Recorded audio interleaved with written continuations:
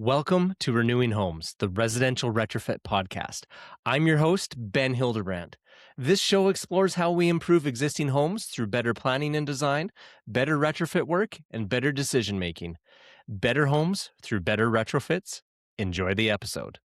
Joining me today are Allison Bales and Nate Adams for an excellent conversation around home comfort and how that can apply to residential retrofits. And let's start off by getting to know both of you a little bit. Allison, if you want to introduce yourself first and tell us your background and yeah, we'll just stick with the background for now. We'll get into the weeds a bit later. Sure. So my background is physics. I've got a bachelor's in physics, and then I was out of school for a while, which included 3 years of teaching high school science and some physics. And then I went back to grad school, got a PhD in physics, and I learned a lot there that that I have forgotten. Forgot most of what I used to know back then. But the basic principles, and especially in graduate school, one of the main things that I learned was learning to ask questions to go deeper and deeper into things. And in 2001, I was teaching at the college level and bought some land, built a house, and launched myself into a new career. So it's been a quarter of a century now since that happened. Wow. Then since 2008, I've had a company called Energy Vanguard. There are 7 of us in the company now. Probably our biggest source of revenue is third-party residential HVAC design all over the country, and occasionally a little bit in Canada and Mexico. So that's what we do. And also I do a lot of writing. I've been writing the Energy Vanguard blog since 2010. I have a book out called A House Needs to Breathe, or Does It? And the answer is no. It's on page 23. So skip to page 23. But I'm sure there's lots of good stuff before that in the book, right? And And after I would Yep.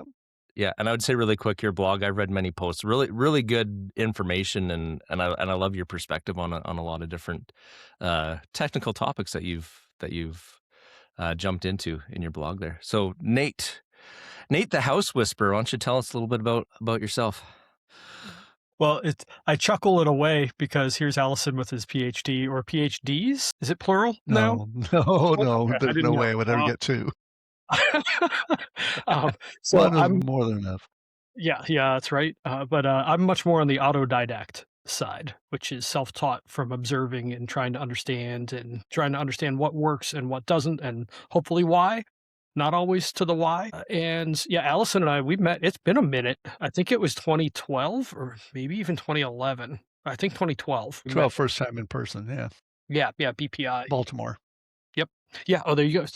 Holy cow, you actually remember. And so I was an installation contractor for a few years from '09 through 13. And basically, the better I got at what I did, the less money I made. And I believe, Allison, you're also recovering home performance contractor. And so I switched over to something a little bit different that picked up the house whispering nickname, helping clients with existing homes and really complicated multi-layered issues that we were trying to peel apart, and did some pretty interesting projects. And that website's still up, even though the company doesn't exist anymore. It's at energysmartohio.com. You can look at some very detailed case studies. And kind of later into that, in 2017, I wrote the Home Comfort book, and that was meant to be a building science 101, if you will. So like Allison is just such an excellent communicator and writer. But I did have a struggle when I was learning. There's all of these just kind of random topics that come together, and I needed a framework to wrap around them, and then I could understand everything else. So I wrote what I wish I'd had in like '05 or '09 when I was first really getting rolling in this world. So that's there. And actually, I'm in the middle of editing my second book right now, which is called Common Sense HVAC. So I just set the manuscript to my side as I logged on today. Yeah, awesome. That's great. So a lot of great work that both of you are doing, and both have been touching home comfort from similar but also different perspectives as well. So I'm really excited to dive into that conversation. And maybe Nate, if you want to start off the conversation with your background and the book that you wrote almost a decade ago now, I guess. And Yeah. decade ago now, you And were this is going next year. probably finalizing it. So how would you describe, like, what is comfort in the home? And spoiler alert, it's more than just that setting on the thermostat and keeping our wives happy with where that's at. So how would you describe home comfort? Well, I'm going to go to Robert Bean, and I'm betting Allison will nod along, who taught me about the concept of mean radiant temperature, where it's basically just the average surface temperatures around you. And there's kind of two pathways you can get there. So Robert is a wet head, so he likes to heat and cool with water. Mhm. Allison and I lean more towards the airhead side of things. I'm definitely an airhead, so I want to heat and cool with air. Now, what makes radiance and like water heat easier to do that with is like if you have a big old cast iron radiator and the heat shuts off, that's still got a couple of gallons of hot water sitting in it. So it takes a while before that cools down to room temperature, and it makes houses feel just awesome. And I chuckled the feedback that I got from one client where we pulled out a 70,000 BTU furnace and put in a 2-ton heat pump, which turned out to be significantly oversized. Even carefully modeling, we were way off. It was more like 14,000, not 22, Wow. which is what we modeled. It was an end unit condo, and she kept her temperature a little bit lower, so she got a lot of heat from her neighbors, I think is what ended up happening. It was like all these little things can matter. But she emailed me shortly after the heat pump started up and said, Nate, I feel like you put a bunch of invisible radiators all over my house. So what that was the system was running almost all the time and putting a little bit of heat or a little bit of cool in all the time, the same way that that radiator will do that as well, or it takes a while to Mhm. cool off. And so if you can get everything in the house to be really close to the right temperature, and you'll hear Robert talk about the thermostat. Yes, it's not a number, but there usually is a number on the thermostat. Because another thing that I found with clients was if they're like 71 feels cold, great, try 72. Mhm. And like there was always a point where they're like, oh yeah, the house feels awesome. Good, leave it there. It doesn't cost that much extra to run it another degree or two warmer, just run it. And Mhm. another friend of mine named Robert Brearley defines comfort as when everything in the house is within 2 to 3 degrees of what the thermostat says. So, and I should say that's Fahrenheit for your Canadian listeners, more like 1 degree Celsius, plus or minus. But if you can get everything in the house to be similar in temperature, the house will feel awesome. And that basically requires right size variable speed equipment, but that can turn down pretty low because it is surprising how much of the year you've got very low actual heating and cooling loads, say less than half a ton. Mhm. Yeah, and I think that's an interesting perspective too. You talk about having that uniform temperature throughout the home, and I can't remember there's that a term for when you've got you're facing one temperature on one side of the body, but behind you you're getting maybe even a dozen degrees disparity between the temperature you're feeling and some Radiant asymmetry. radiant asymmetry. There we There we go. go. Robert will be proud for us. And I guess to keep Robert proud as well. Allison, do you want to maybe provide a really high level of the ASHRAE standard 55? And because it's more than just having those uniform temperatures around us, which addresses that mean radiant temperature, but there's other influences as well. And that radiant heating is really, or sorry, that home comfort is really kind of subjective. So what does ASHRAE standard 55 address for the factors of comfort? Yeah, that's a great question. So, ASHRAE Standard 55 is the standard on thermal comfort, and so let's back up a little bit. So, we've just been using the word comfort by itself, but people use the word comfort for different things. Some people say Mm, if the house smells good, that makes it comfortable. That's a different part of indoor environmental quality, IEQ. And mhm, what I think you brought us on today to talk about was thermal comfort, which mhm, is, how are we interacting with our surroundings thermally? And before I get into the standard, I mean, there's the three ways that we transfer heat: conduction, convection, and radiation. And we a lot of times think about conduction and convection before radiation, but radiation is probably the biggest factor in how we interact with our environment because our bodies are heat engines. We are constantly metabolizing food and turning it into energy, and we have excess heat. We are constantly giving off heat. Even in the winter, middle of winter, we have to give off heat. We want to moderate how quickly we give it off so we don't lose too much, but we have to give off heat. So we're interacting thermally with our environment. Radiation is a huge part of it. So what Nate mentioned there, the mean radiant temperature is huge. It's more important than the air temperature. And Robert Bean, again, is always talking about this. Don't focus just on what the air temperature is. There's way more to it. And I'll give you the 5 other factors from the standard in a second. But before I get there, there's one more thing we have to talk about, and that is in the standard, they define thermal comfort. It's not a number. It's not a certain condition. Actually, it's a state of mind. This is in the definition of thermal comfort. It is a state of mind that when the majority of people express satisfaction with their surroundings, their thermal surroundings. And so you're not feeling too hot, too cold, too humid, and you feel thermally comfortable. And the factors, so actually the 6 main factors that lead to that feeling of satisfaction in your state of mind. Dry bulb temperature, or just, the air temperature, which is what most people focus on. And then there's the humidity, because we also exchange heat with our environment through evaporative cooling sometimes. And if the humidity is too high, then our evaporative cooling doesn't work as well. And so we feel that. And then a mean radiant temperature, of course, and airspeed. And then 2 other factors that we haven't talked about yet: metabolic rate.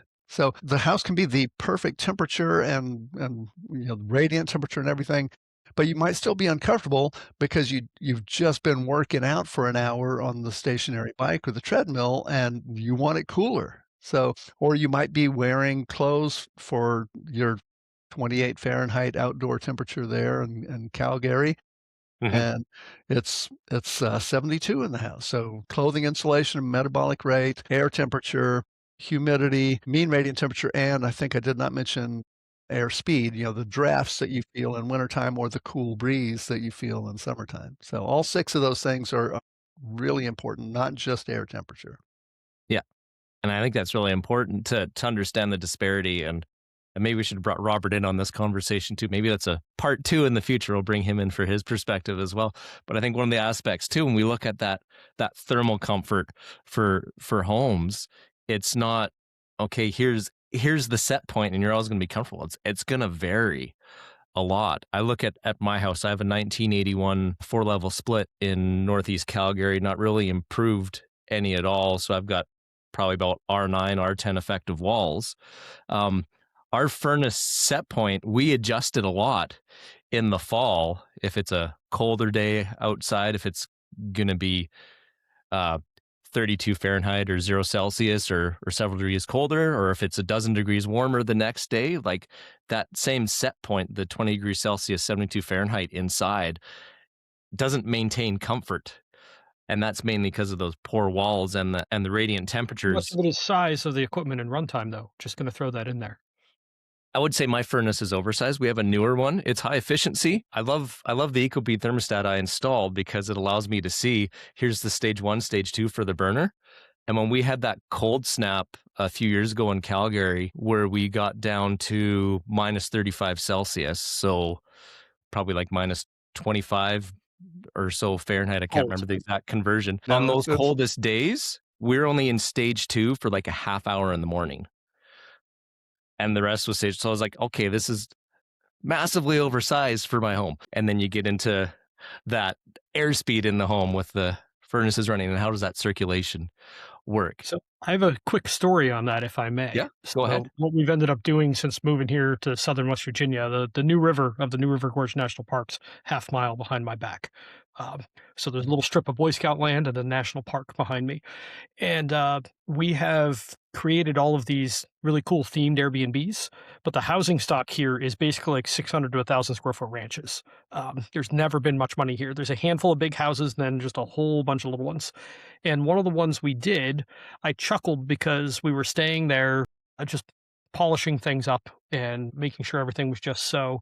And my wife looks at me and says, "This is the most comfortable home we own. It's a 1950 ranch with nothing in the walls, about 2 inches of attic insulation, because the wiring up there is sketchy enough. I'm not insulating it till I totally rewire the house. But it has a 1.5 ton Daikin Fit heat pump that can vary down to 4,000 BTUs, 5,000 BTUs. So like a window unit worth of output.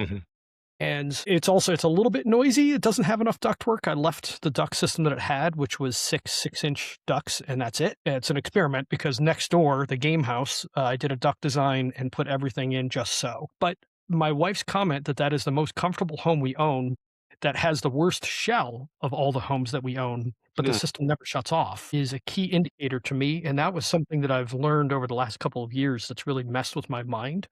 Is that, well, first off, shell work at scale, I honestly have no idea how to do it, and I've been hunting for the path for a long, long time. Helping people buy right-size variable speed equipment when they replace it that can blunt or even eliminate a ton of comfort complaints is something that is very doable at scale. So that's what I've thought about there. But my wife's comment on that, I just chuckled. I'm like, "Do you know what a turd this house is compared to our other places?" It's just awful. The only thing that's good in that house was, and why we bought it, going to the house whispering side, I joked that when we bought the house, it was a river runs through it without Brad Pitt, because there was like 3 to 5 gallons a minute of water coming out the basement door, because everything here is on a Wow. hill. So while the front of the house is pretty close to ground level, even just by the back of the house, you can walk right in. And it freaked everybody out. And the sellers were like, as is, like, it's your problem. And I'm like, well, I'll figure it out. And so we did. There was a spring underneath the house, and then all of the gutters were draining into the basement, was a lot of what was happening. So had to encapsulate the whole basement. We put uh, it, Schluter, what the like the stuff you put underneath tile, Mhm. the underlayment, and then poured a little bit of concrete on top of that. And those two things totally dried out the basement. So like it's actually safe to store things down there, where before it was like a cave, and a pretty wet cave at that. Uh, but anyway, that is the only part of that house that actually has a decent shell. The rest of it's terrible. Only the foundation is actually decent. And despite that, my wife was still like, "Yeah, this is the most comfortable home we own."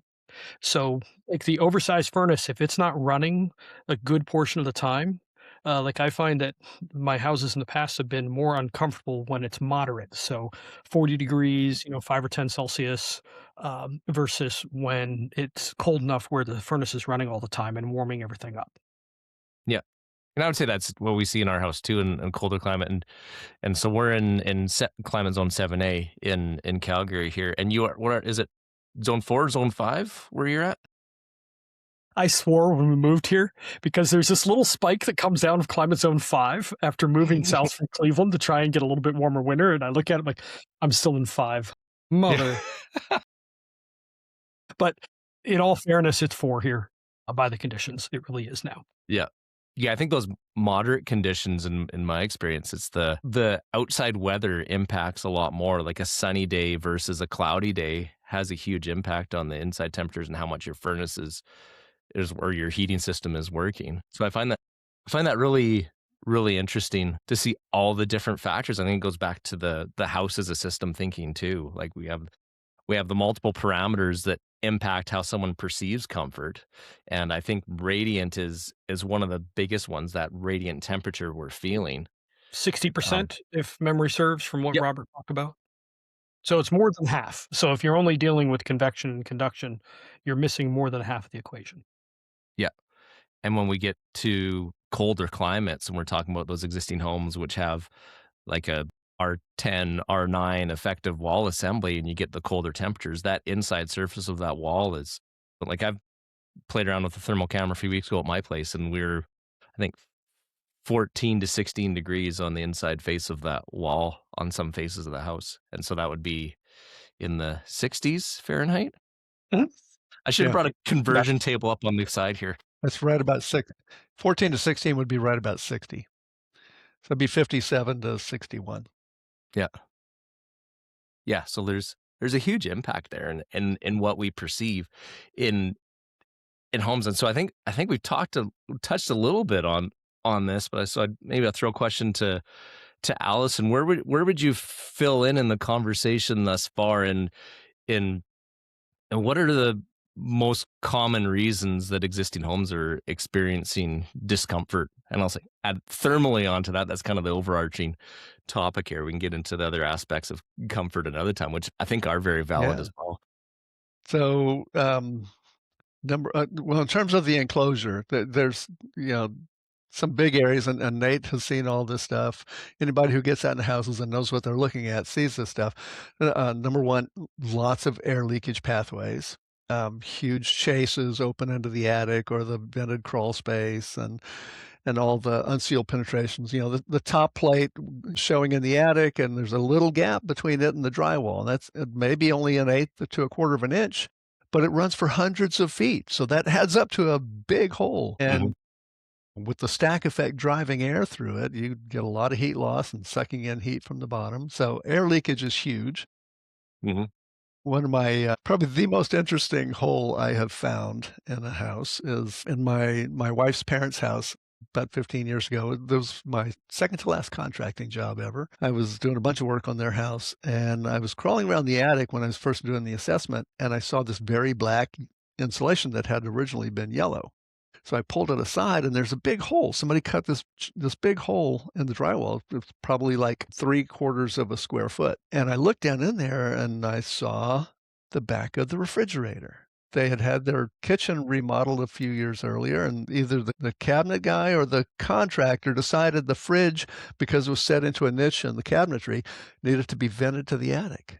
And that's a huge amount of heat loss in the wintertime. And you're aiding it. You have an enhanced stack effect when you throw extra heat from the fridge. So air leakage is huge. Another one, you know, the uninsulated and poorly insulated areas, bonus rooms, or some places called frogs, the finished room over the garage. Go into the attic and look at the walls in that bonus room, and you will see, if you're lucky, you'll see some fiberglass bats there, and you won't see any drywall. But if you see the fiberglass bats, that number one tells you there's not an attic side air barrier that should be there. But most of the time you don't see them all in place because they are falling out. Almost as soon as the contractor leaves, they fall out of those walls. So in the summertime, you've got 120, 130-degree air in there. That drywall is very hot. So even with 68-degree air temperature in that room, you can be uncomfortable because you're getting blasted with that radiant heat. Mhm. So that, you know, finding something like that, that's an easy fix, an easy win, and, all kinds of places in the building enclosure where things like that happen. So get the enclosure fixed right, and on the mechanical side, duct leakage can make it very difficult. One of the very first jobs, I ever got called in to, you know, house to look at, here in the Atlanta area, and she said, you know, she was having she had 2 systems, one for the main floor, one for the second floor, and the second floor, she said she couldn't get the temperature below about 85 degrees. So I walk up into the attic, and I did not have my camera. That was before cell phones with good cameras, and digital cameras were just coming out. I had one, but I didn't have it with me that day, and I wish I'd had that picture. The air handler had, it was an upflow, a furnace and air conditioner, and the so the furnace and coil and return plenum are here. There's a filter here, and then there's a vertical ductboard return plenum, which had fallen over. And there's a huge gap between it and the filter. So very little air from the house was getting pulled into that return. So she was cooling, trying to cool 120, 130-degree air, and you're not gonna, you know, she was lucky she was getting it to 85. Right? Yeah. Yeah. That means she was pulling some house air because, yeah, if it's all 120-degree air, you're not getting that house to 85. So that's another thing. You look for things like that. Mhm. And then on the sizing and operation side, variable capacity or multi-stage is definitely the way to go because, as Nate said, the vast majority of the hours of the year, you're in part load conditions.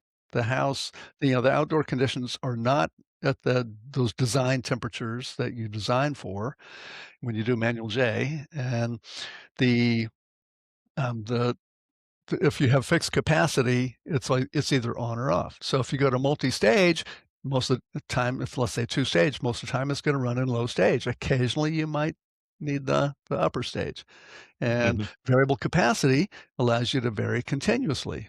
But here's the thing. Adam Muffage from the National Comfort Institute said this better than I have. I've been saying basically the same thing, but in different words, and his quote is incredible. He said, "The most expensive fixed capacity system you can buy is a oversized mini split or oversized variable capacity system because your variation is up here. So this minimum capacity is here. But if your load is down here and your maximum load is here and your minimum capacity is here, then they don't overlap at all. So your variable capacity system that you pay extra money for is now just acting like a fixed capacity system, but it is always bottomed out. 100% of the time it's running, it's bottomed out because you never get enough load to crank that thing up. So you've paid extra money for no benefit. And you know, I so many fully people, agree. yeah, so many people say you can't oversize a mini split, you can't oversize variable capacity. That's total BS and not the good kind. And I think that's something really, I think that's really a nail on the head moment too for some of the issues. Like across Canada, we've had federal programs that have subsidized heat pump installations across the country, and majority of those have been air source heat pumps. And when we look at having a good, effective cold climate heat pump, it really goes to having it sized right, not just hitting that peak heating load, but I think the shoulder seasons are really key as well. And if that functional variable range of that heat pump system is outside of what you're going to need in the shoulder seasons, then that's not going to dial in very well. And I've heard of contractors that they're getting a whole truckload of the exact same size of heat pump, and whenever someone requests a heat pump installation, they just roll the next unit off, put it in the house. That's not how it should go. We need to have these done proper calculations, and it's not just running a manual J or a CSAF 280 in Canada, but it's taking that report and going through the numbers and looking at how that system really connects and how it's going to operate in the home. Yeah, and on the calculation side, I'm sure you're aware of this, and I don't know how F280 compares, but Manual J from the Air Conditioning Contractors of America oversizes heating loads a lot. We've done a lot of them, and when I just wrote about this last week or the week before about one of our clients in Savannah. She had an 89,000 BTU per hour furnace. That's the output, not the input. 89,000 BTU per hour in Savannah, 2,600 square foot house, way oversized. I mean, to see the look of shock on your face. Anybody who knows, sizing and climate and stuff like that knows that's way oversized. We did a load calculation. The load calculation came in at 60,000 BTUs per hour. We did runtime measurements on the furnace, not this winter, but last winter. And based on runtime, it looked like it needed 46,000. So she put in a heat pump, two-stage heat pump. The upper stage is 37,000 BTU per hour, and the lower stage is 24,000 BTU per hour. This winter, we got some runtime data on that. It runs almost always in low stage, 24,000 BTUs per hour. So Manual J says 60,000 BTUs per hour. We're measuring it. It's more like 30,000 when you factor in some of the upper stage. And so Manual J in this case is about 2 times too large. And this is not just in warmer climates like where we are. This is Savannah, but contractors in cold climates, and Nate can affirm this as well. And the contractor who does a lot of hydronic stuff and boilers in New York said, yeah, same thing with boilers. They're oversized. Go to New York City and look at all the open windows. Right. Yeah. And I mean, think to that point, sorry, it's like I started talking about sizing with runtime and past energy use. I gave a presentation to the Cleveland ACA group in 2016. So 10 years ago, I was noticing that, yeah, the calcs were way, way off. My base assumption, which isn't always correct, but it's my first assumption that I go and try and verify, is whatever Manual J I get for heating, I'm going to cut it in half. Is that always correct? No, but it's closer, way more than you would think. I mean, the example Allison just gave was exactly that. 60,000 man J, 30 actual. And the challenge is that when you get into the colder climates, it oftentimes will oversize even more for heating, and air leakage really matters there. But you can take past energy use. I actually just built a little calculator where it actually works in Canada. Well, it wasn't until last night when a friend of mine said, hey, this isn't working. So I went and figured out what it was. But if you just put in annual gas usage, it'll give you an estimate of what the load calc is. And now, is that dead on? No. But how I view it is sizing to energy use is the bottom end of the spectrum, and sizing the Manual J for heating is the high side. If it's a pretty tight house, you can probably size really close to energy. And if it's not, you probably want to be somewhere in the middle. That's generally what I find. But yes, you can, man, can you oversize? So, quick story on that. I had one client who had just bought just a really nice system. It was a 5-stage carrier air conditioner that was 4 tons on top of a 100,000 BTU furnace, and the house would not dehumidify because it was too stinking big. So we had to add a ventilating dehumidifier to the place to make it work. If that had been a 3-ton heat pump, his house would have been far more comfortable. The house was really uncomfortable too, and it's a 3,000 square foot early '80s build in the Cleveland area. Uh, but he bought the wrong piece of equipment, and the thing that really sucks about that is what is the trade in for an existing piece of HVAC? It's 0. In fact, it's less than 0 because you have to pay a little bit just to get it pulled out. It has no value whatsoever. So if you screw up in your equipment choice, there is no trade-in value. It's not like, "Oh, I bought a pickup truck, I really need a SUV." At least you can get your trade-in for the truck. Mhm. For HVAC, no. So choosing correctly is critical, and my general rule is, and part of why I like hybrids, because hybrids make it so that the homeowner and the contractor are comfortable, like they have Mhm.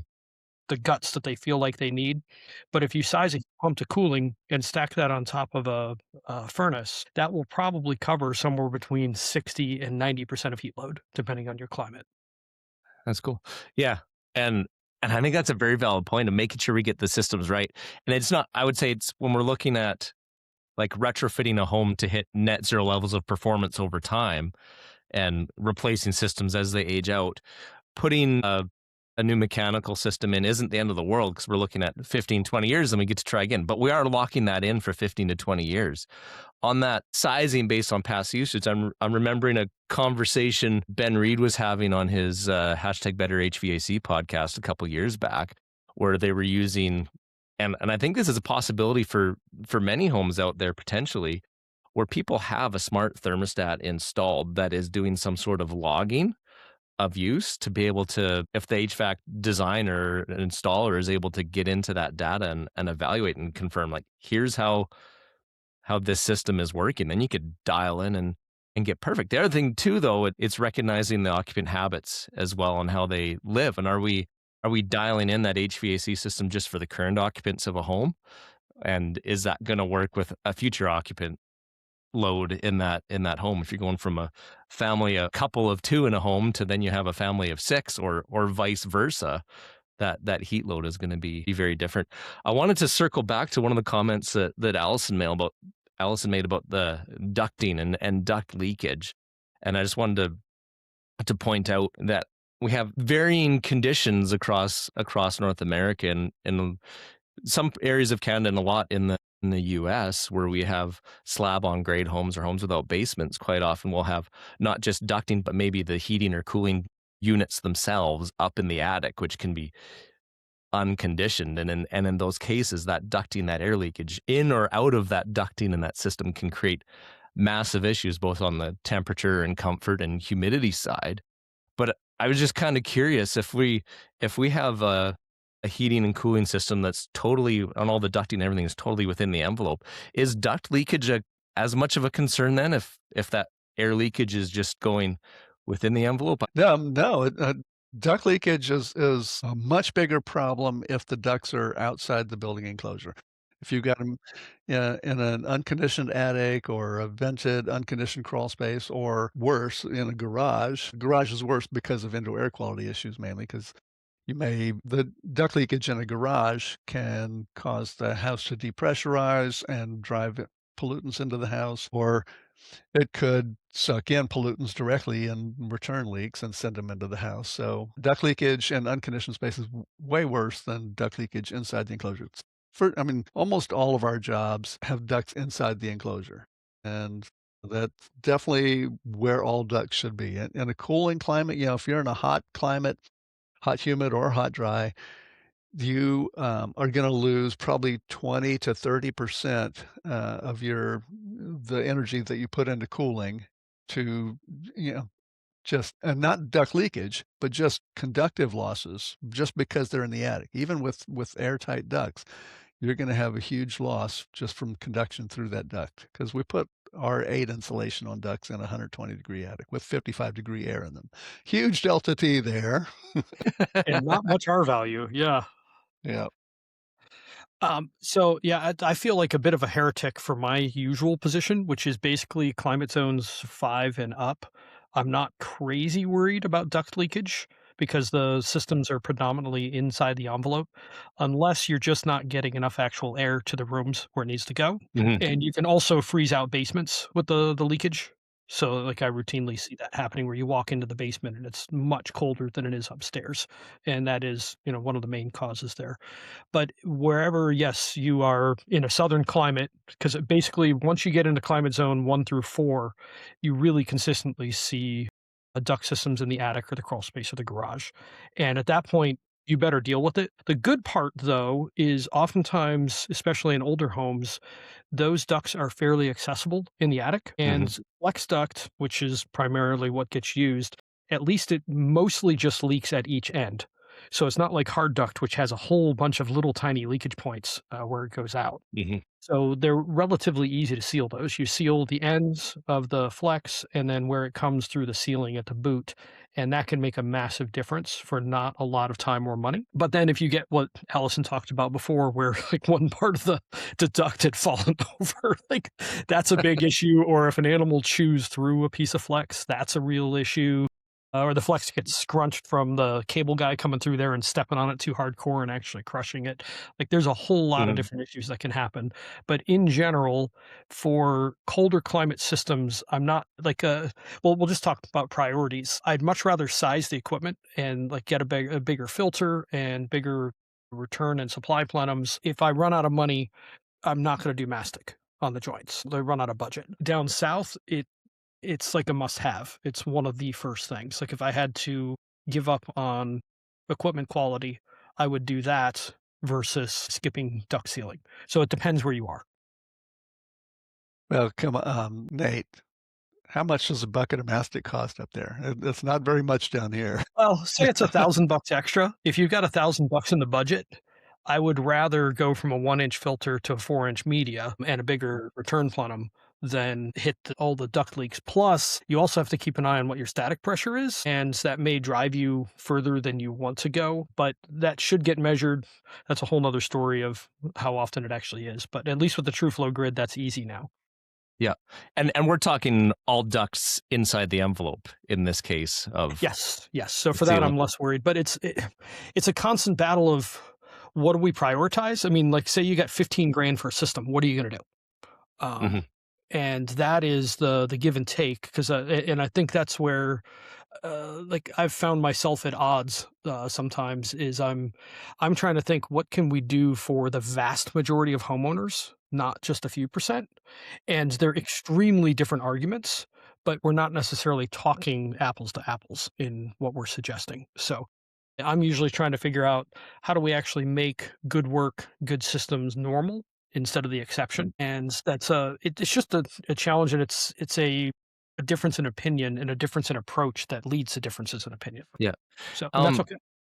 Yeah. And when we talk about achieving thermal comfort in existing homes, is there much that either of you have seen in your projects that can be said for just properly balancing a system to provide that comfort? And that came to mind as we're talking about the leakage. You're not getting the air where it needs to go as much. I look at a lot of the homes that go in Canada, specifically the large production builders, where they're not getting detailed calculations for the sizing, let alone that duct layout as well. They're throwing a supply register in each room and, oh, we need 2 in this living room because we've got large windows, and that's the amount of thought that's going to it.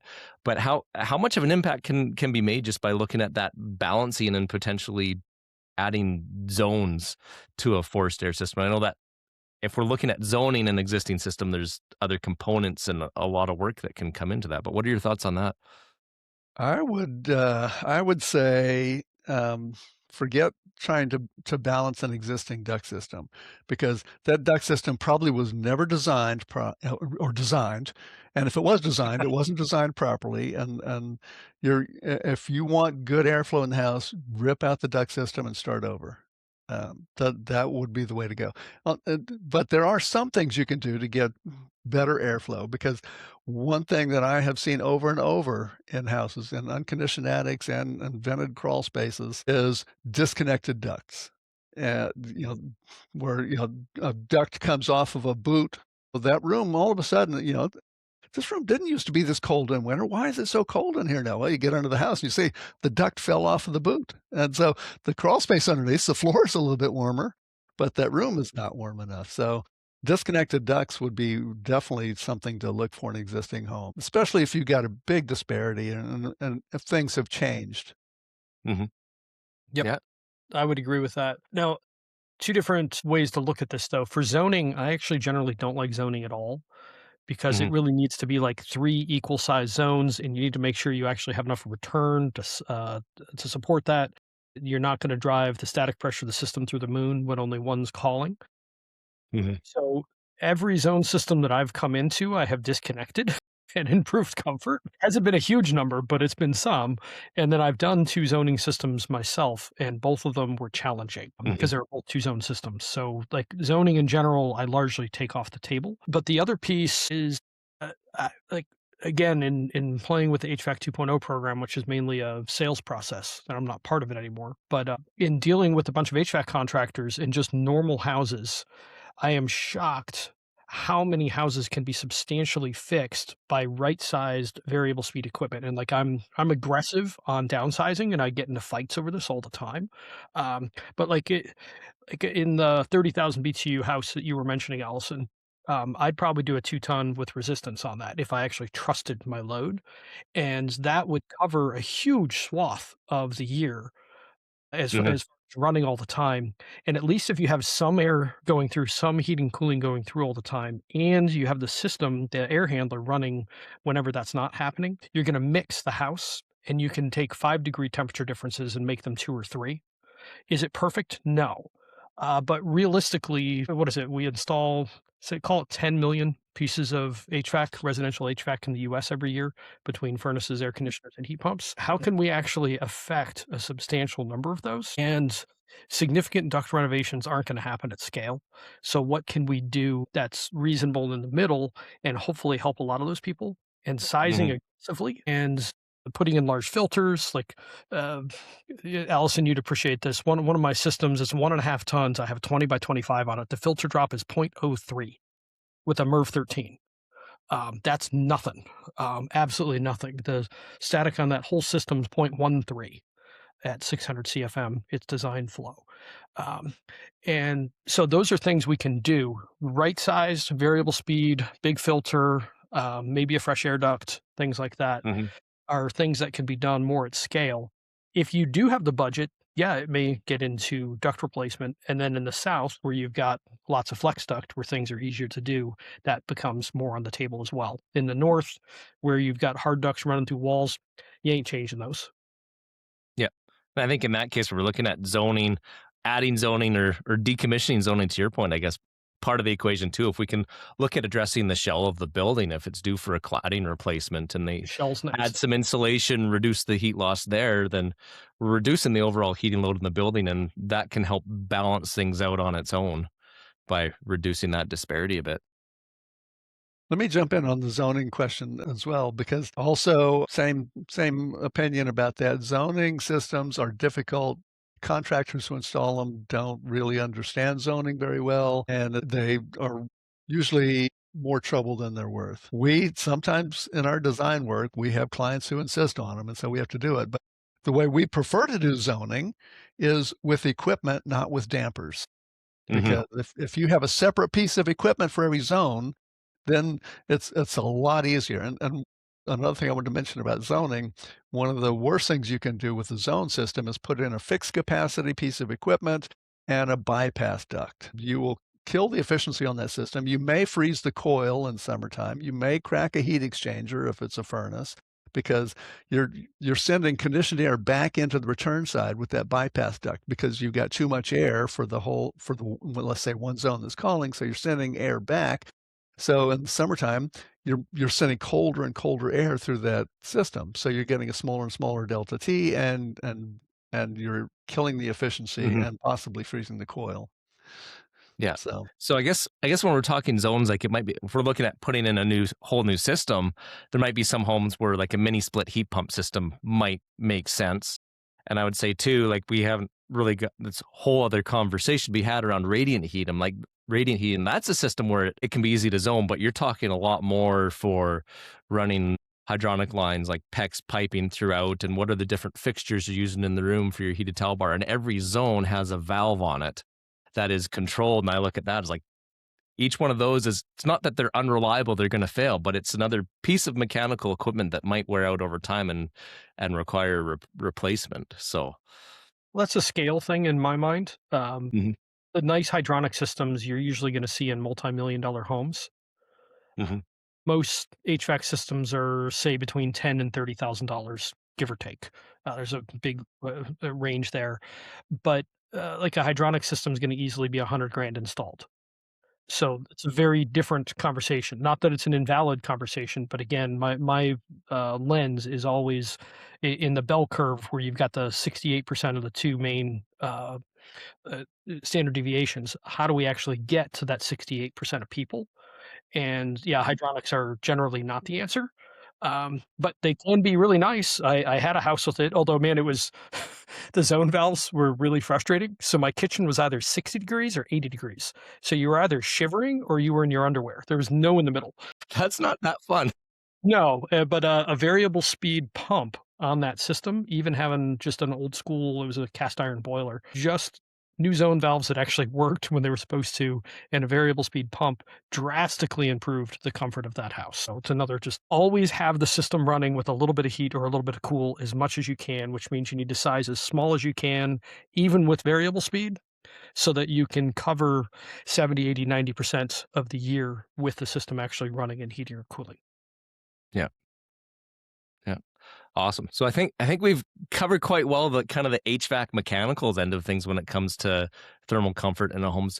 What are your as we wrap up? I want to get some quick thoughts on the shell or the envelope of a building. So we have kind of the opaque assemblies, the wall assemblies, and attic assemblies and stuff, and then we have the fenestrations, windows and doors. Like where's the effort best put in a retrofit situation to achieve comfort through improving the shell?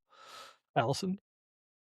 start with air sealing, Mhm. make the house as airtight as you can. And so every fall, all the articles and the news stories come out about, okay, get ready for winter. Get out there and caulk your windows and weather strip your doors, and you'll save a lot of money and you'll be more comfortable.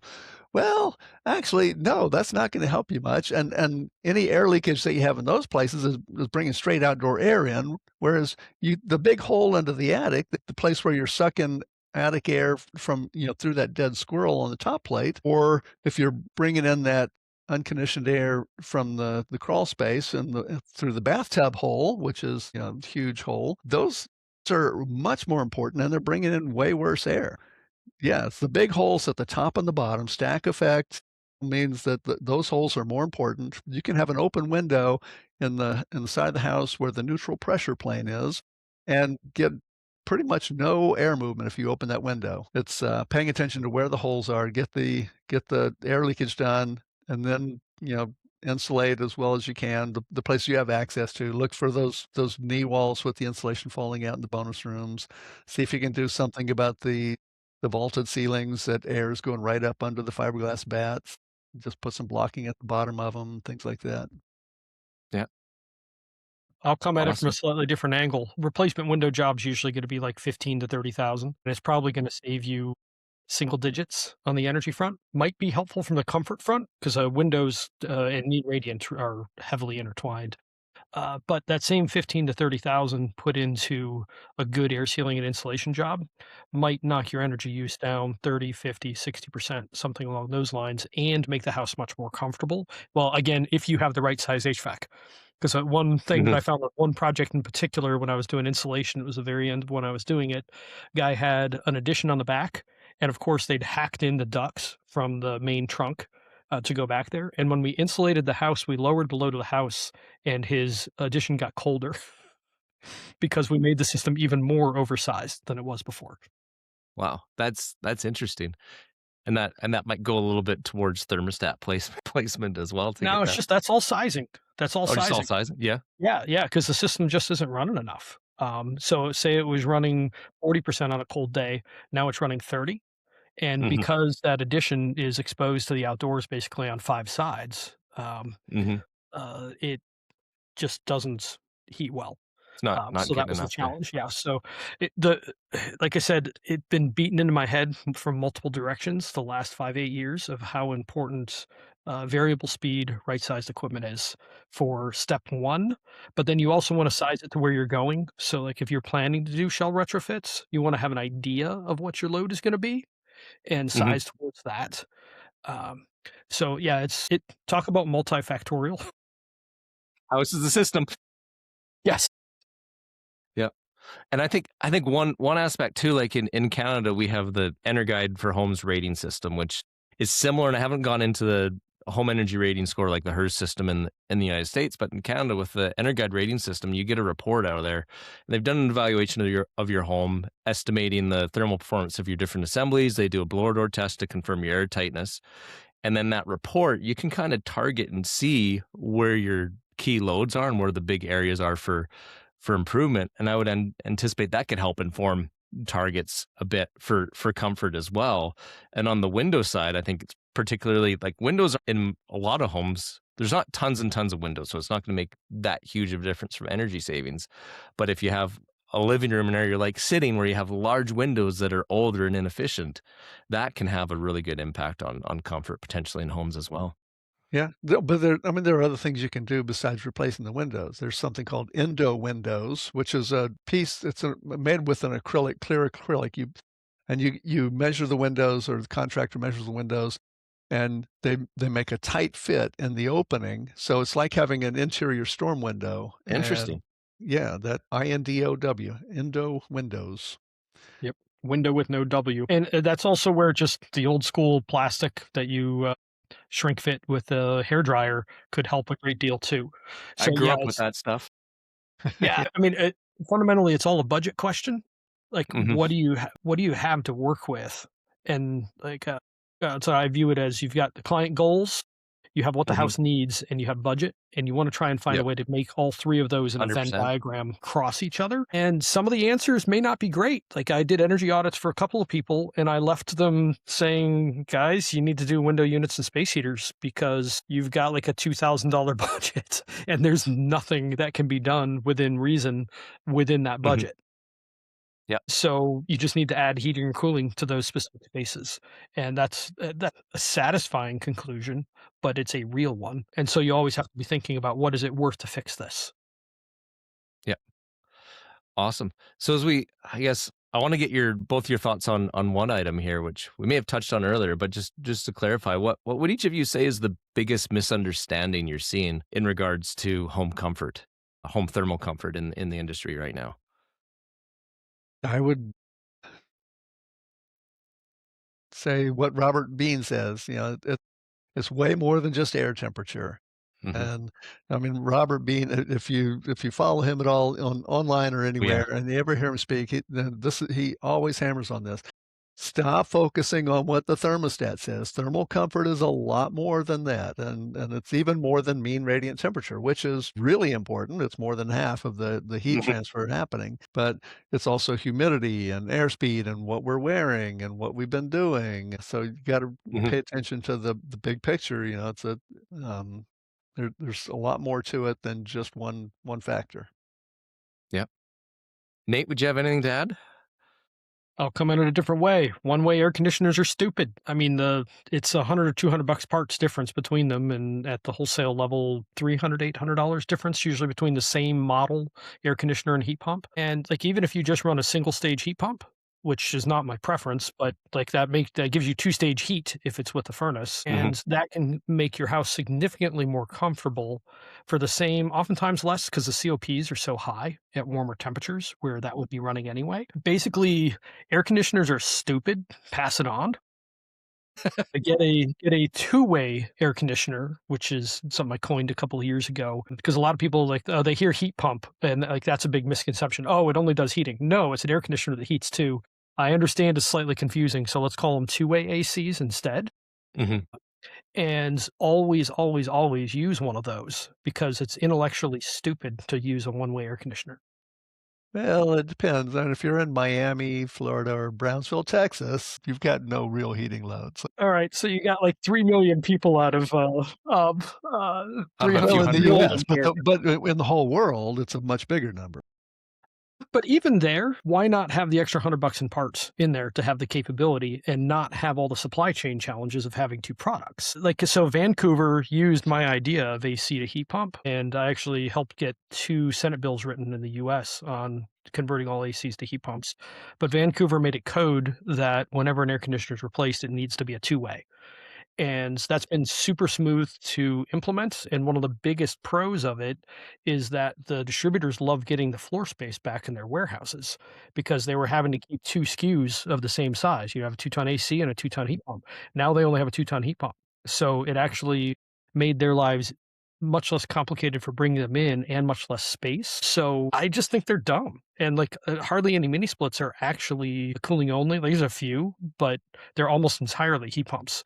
So why Yeah. do we even make air conditioners? Yeah. Well, and I was thinking we had a few winters ago where there was a lot of people in Texas that would have wished they had a two-way AC. So things are changing. So I guess one final question is, if there's a contractor or someone in the industry that wants to dive in and understand home comfort better on the thermal side, where should they start? We both have good books. Yeah. Yeah. Mine is Either or both 101. of our books. Yeah. Yeah, you might start with mine because it's 101, and then everything in Allison's will make a lot more sense at that point because he's 201, 301, 401. So Yep. there you go. Well, and there's a lot of 101 level blog posts that Allison's done as well on Energy True. Vanguard. I would add as well. Yeah. And I would say a lot of my book is also 101, 102 level, but I do go beyond that in parts of the book. Yeah. And I would recommend for listeners as well, if you really want to dive in, go to whatever app you're listening to podcasts on and just search Robert Bean and listen to every interview he's been on. And I think any thermal comfort conversation, we can't wrap up without using that phrase that Robert has loved and pushed so much: design for people, good buildings follow. When we look at these thermal comfort principles, when we're dialing in that HVAC system, when we're improving the shell, we're providing a comfortable environment for the occupants of those homes, but we also get energy efficiency out of it as well. We get the performance metrics. I think that's one of the key things to remember here too. It's not either or. It's not comfort or efficiency. So we go for the comfort, and 9 times out of 10, if not 99 times out of 100, we're getting the efficiency out of it. And the durability and the indoor air quality and the quiet. Yeah. And the quiet. Yeah. And maybe we can touch super briefly as well, Allison. You mentioned like there's thermal comfort, but then there's the other aspects of comfort too, not to dive into too much, but we have the acoustic comfort, visual comfort, smell comfort. I've thought of my teenage son's room when you mentioned that earlier Operation. as well. Yeah. Yeah. Yeah. Indoor environmental quality is, the bigger grouping of all these things that we're designing for. Robert Bean's, design for people, good buildings will follow. And that's why I started my book. There's 3 sections. The first section is start at the end. And then I go into the building enclosure, then I go into mechanical systems. Start at the end because we have to make sure that this building, whether it's retrofitting an existing home or building a new one, designing a new one, is we want to make sure that the people are comfortable, that they're Mhm. healthy in the building, that they're not having to pay an exorbitant amount just to maintain the building because of moisture problems that result from poor water management details. So all this stuff really matters, and so you got to think about what do we want out of this building, and that's where you start. You start at the end. Yeah. And speaking of the end, I think that's a perfect way to wrap up the conversation. Thank you both very much for joining me today. I really appreciate your thoughts and look forward to more conversations in the future. Thank you. You're Thanks welcome. for having us. Thanks for joining us for this episode of Renewing Homes. If this conversation added to your thinking, consider sharing it with others working to improve homes. Better homes through better retrofits. The views and opinions expressed in this podcast are those of the host and guests and do not necessarily reflect those of any affiliated organizations.